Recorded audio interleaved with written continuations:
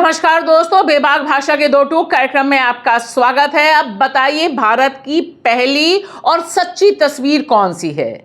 एक तस्वीर जो भारत ने इंटरनेशनल मैदान में उतारी है वह सच्ची है, जहां वह दावा कर रहा है कि वह वसुधैव कुटुंबकम में विश्वास करता है और यहां रिलीजियस डाइवर्सिटी है और तमाम धर्मों का बराबर सम्मान होता है।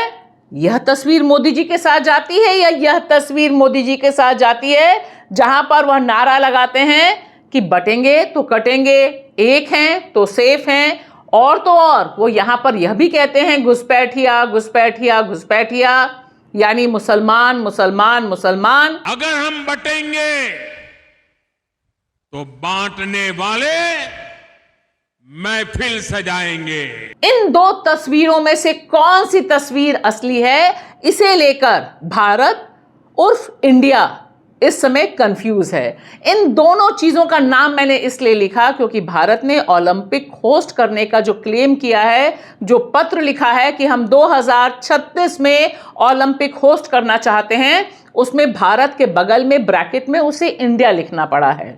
फिलहाल भारत को ओलंपिक होस्ट करने का मौका मिले, ये बहुत अच्छी बात होगी, लेकिन कम से कम जमीन पर मोदी जी ऐसा करते तो दिखाई दे जाएं। क्योंकि देखिए, जैसे जैसे महाराष्ट्र और झारखंड में चुनावी समर तेज हो रहा है, वैसे ही मोदी जी का नफरती भाषण रिकॉर्ड तोड़ रहा है। और इसमें योगी जी भी कंपटीशन में हैं, इसमें देवेंद्र फडणवीस भी कंपटीशन में हैं और उधर से हेमंत बिस्व शर्मा भी कंपटीशन में हैं।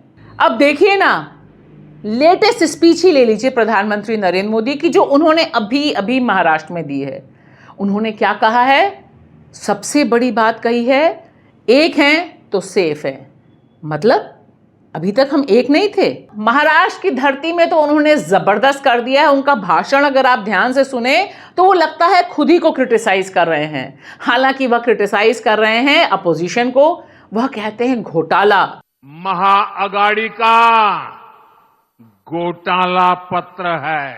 अरे मोदी जी, महाराष्ट्र में सबसे बड़ा घोटाला तो आप ही ने किया है। तमाम घोटालेबाजों को, जिनको आप कहते थे चक्की पीसिंग अजीत पवार, इन सबको तो आप ही ले आए हैं जो घोटालेबाज थे आपके हिसाब से।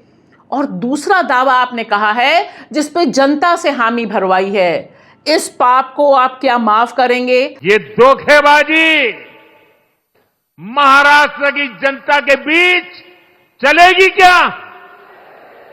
अब महाराष्ट्र की जनता कंफ्यूज हो गई है।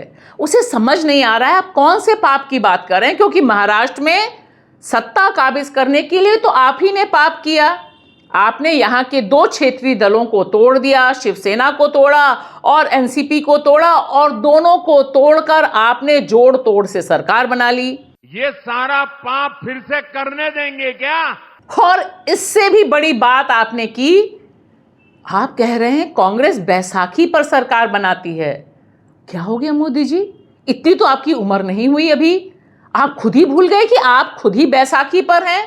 दो बैसाखियां आपको केंद्र में पहुंचा रही हैं। एक तरफ हैं चंद्रबाबू नायडू और दूसरी तरफ है नीतीश, क्योंकि आपको तो बहुमत मिला नहीं है।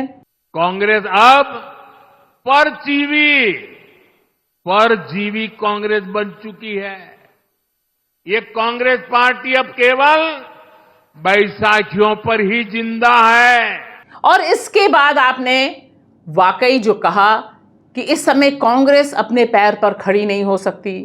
आप भी जिस धरती पर खड़े हैं अभी, यानी महाराष्ट्र की धरती पे खड़े हैं, वहां भी अपने पैरों पे तो आप खड़े नहीं हैं। कांग्रेस दूसरी पार्टियों के सहारे ही चुनाव लड़ने की हालत में है।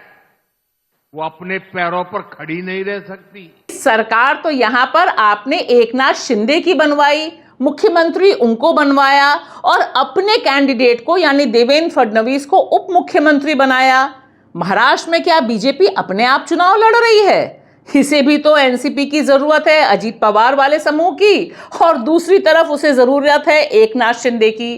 तो ये क्या गड़बड़ घोटाला आप चुनावी सभा में कर रहे हैं? और तीसरी बात आपने जो कही, जो आप हर बार रिपीट करते हैं, कि ओबीसी एससी एसटी को बांटने का काम कांग्रेस कर रही है, उससे यह लगता है कि वाकई आप जातिगत जनगणना से भीतर तक डर गए हैं। एससी, एसटी, ओबीसी समाज की एकता तोड़ो।